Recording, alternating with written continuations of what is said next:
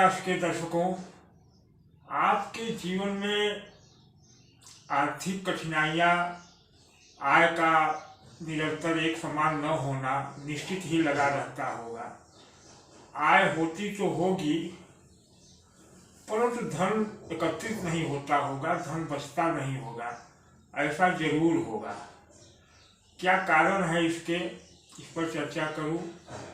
सादर नमस्कार सभी कन्या राशि के जातकों को। तो आपके जीवन में जो धन की समस्याएं होती हैं, धन का एक समान आगमन नहीं होता, ऐसा क्यों होता है, इस पर मैं विशेष चर्चा करूंगा और इसके उपाय भी बताऊंगा। वीडियो पर अंत तक बने रहे। वीडियो शुरू करने से पहले प्रार्थना है कि चैनल को सब्सक्राइब कर लें।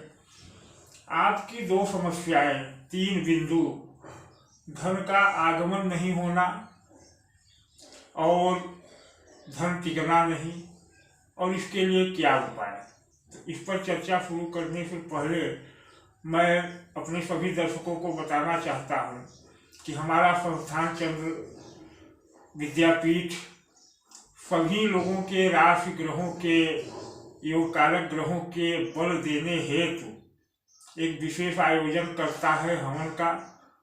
राशि के स्वामी के दिन अर्थात मंगलवार के दिन मेष राशि और वृश्चिक राशि, बुधवार के दिन कन्या राशि, मिथुन राशि, इस तरह से हवन का कार्यक्रम होता है जिसमें आप शामिल हो सकते हैं। आपके राशि का वार महीने में 4 दिन आता है।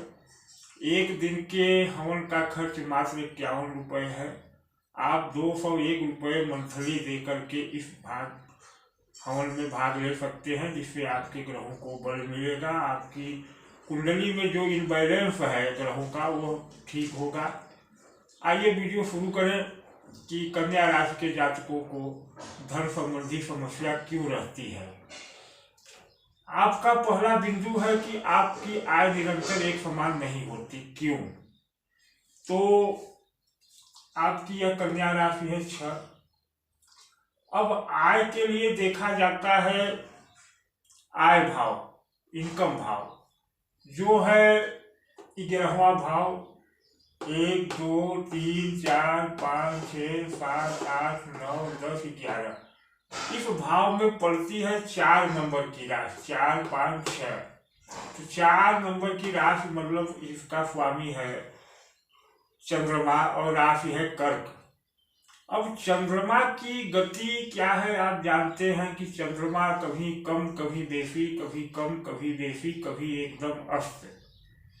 तो उस हिसाब से आपके आए हुए चंद्रमा, तो आपकी आय में एक समान न होना, कम बेसी होना, कम अधिक होना निर्भर हो गया चंद्रमा पर। चंद्रमा आपकी आय को कम बेसी लगातार करते रहते हैं। और दूसरा कारण है आप स्वयं। क्यों? क्योंकि आप 6 नंबर की राशि कन्या है और कन्या राशि का स्वामी बुध है। बुध को ग्रहों में राजकुमार कहा जाता है। तो आपका स्वभाव भी कहीं न कहीं राजकुमार जैसा है।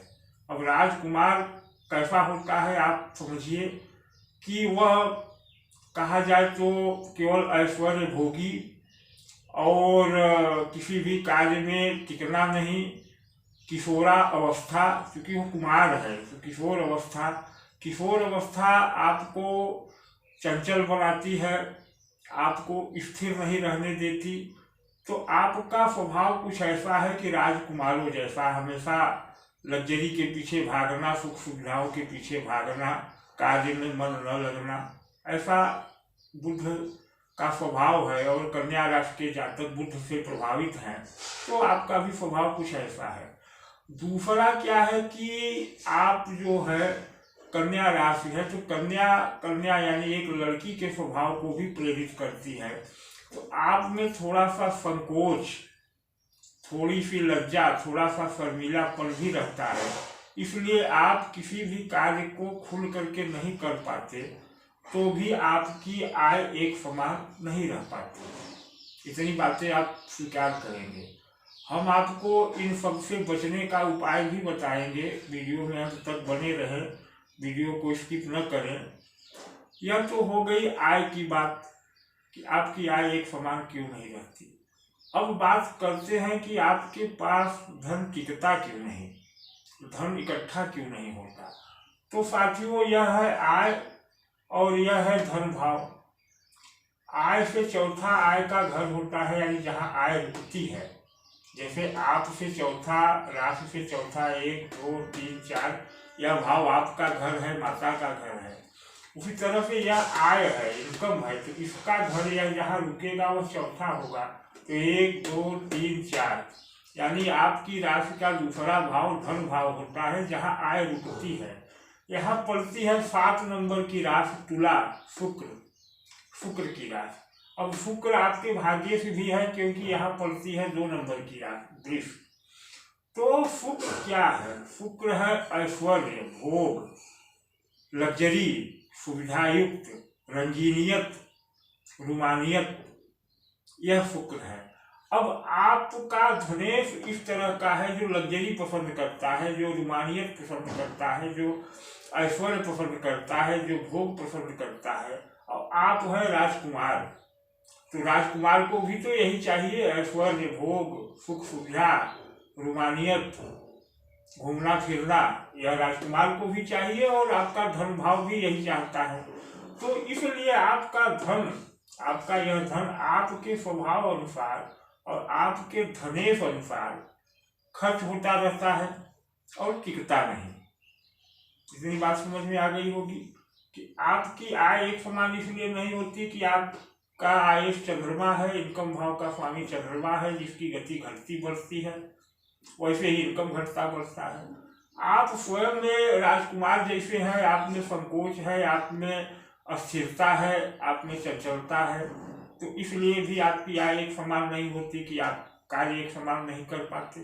अब धन टिकता नहीं इसलिए कि शुक्र की राशि है, शुक्र ऐश्वर्य, भोग, सुख सुविधा में खर्च करने वाले हैं, और आप भी राजकुमार हैं, आप भी यही चीजें पसंद करते हैं, तो इसलिए धन टिकता नहीं। यह तो बात हो गई कि आपका धन टिकता क्यों नहीं और आपकी आय एक समान क्यों नहीं होती।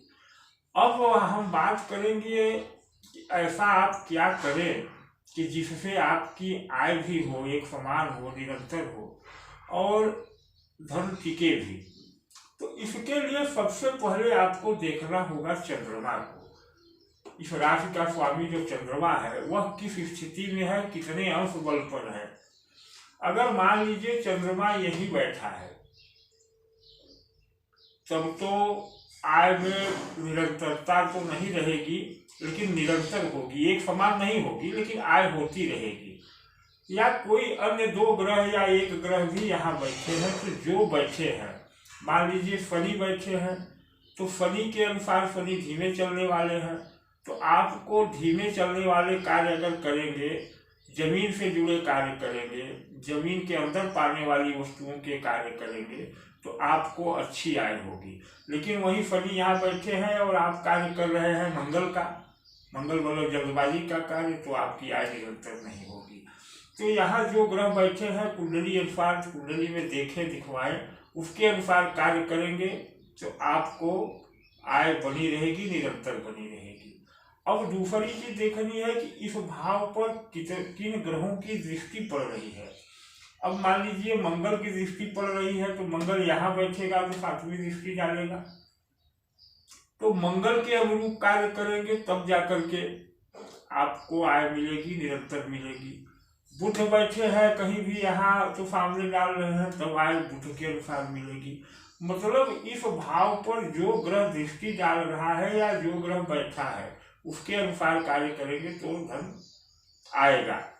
अब उसके बाद यह है कि मान लीजिए कोई ग्रह इसको नहीं देख रहा है इस भाव को, तो चंद्रमा कहाँ बैठे हैं, चंद्रमा लग्न में बैठे हैं, चंद्रमा द्वितीय में बैठे हैं, तृतीय, चतुर्थ, पंचम, षष्ठम, सप्तम, अष्टम, नवम, दशम, जहाँ भी बैठे हैं उस भाव के अनुसार। मान लीजिए चंद्रमा बैठे हैं आपके पंचम में, तो अपनी ही राशि को देख रहे हैं, तो सुंदर योग बनाएंगे, आय होगी। लेकिन कैसे होगी? यह भाव है शिक्षा का, यह भाव है शिक्षा का। अब अगर कन्या राशि या कन्या लग्न का जातक चंद्रमा पंचम में बैठे हैं, तो शिक्षा क्षेत्र से जुड़ा हुआ कार्य करेगा तो उसको निरंतर आय होगी।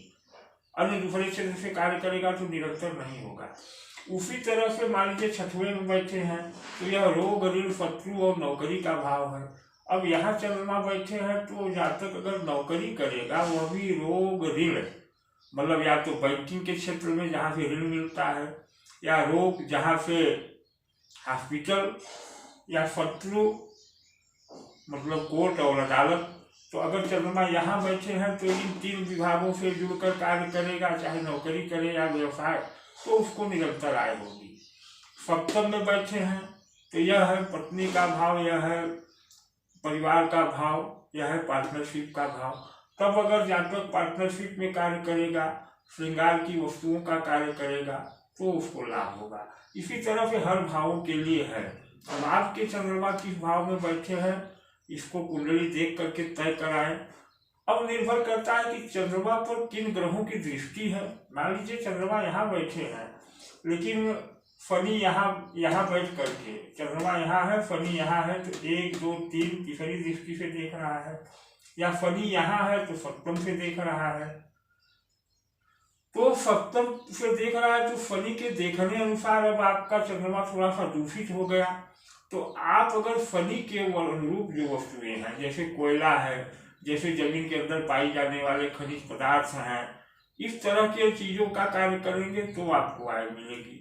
तो सारा विश्लेषण यह हो गया कि आप अपने इस आय भाव पर पड़ने वाली दृष्टि, आयस पर पड़ने वाली दृष्टि, आय भाव के स्वामी कहाँ बैठे हैं, उस अनुसार कार्य करेंगे तो लाभ होगा और तब धन आएगा। यह तो धन आने की बात हो गई। अब बात करते हैं कि धन टिकता क्यों नहीं। तो देखना होगा कि धन भाव के स्वामी है 7वीं राशि मतलब शुक्र। शुक्र पर किन ग्रहों की दृष्टि पड़ रही है, मतलब इस भाव पर किन ग्रहों की दृष्टि पड़ रही है।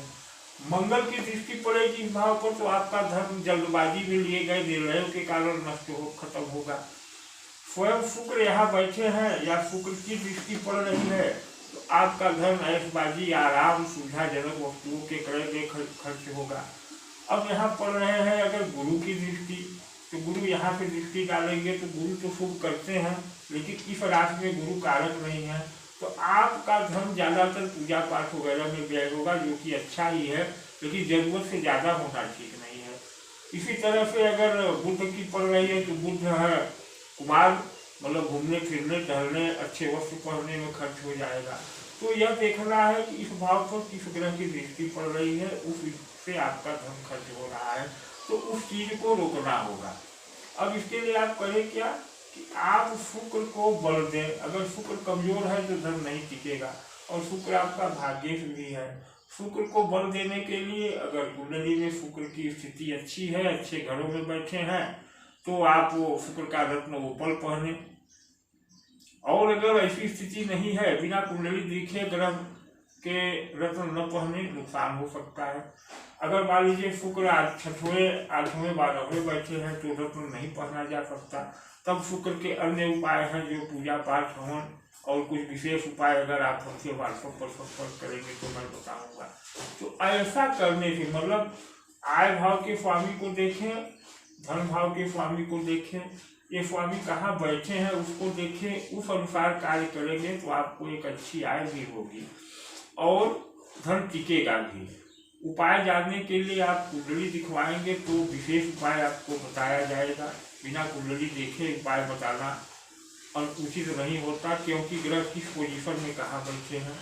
वीडियो अगर अच्छा लगा हो तो सब्सक्राइब कर दें और लाइक कर दें। धन्यवाद, नमस्कार।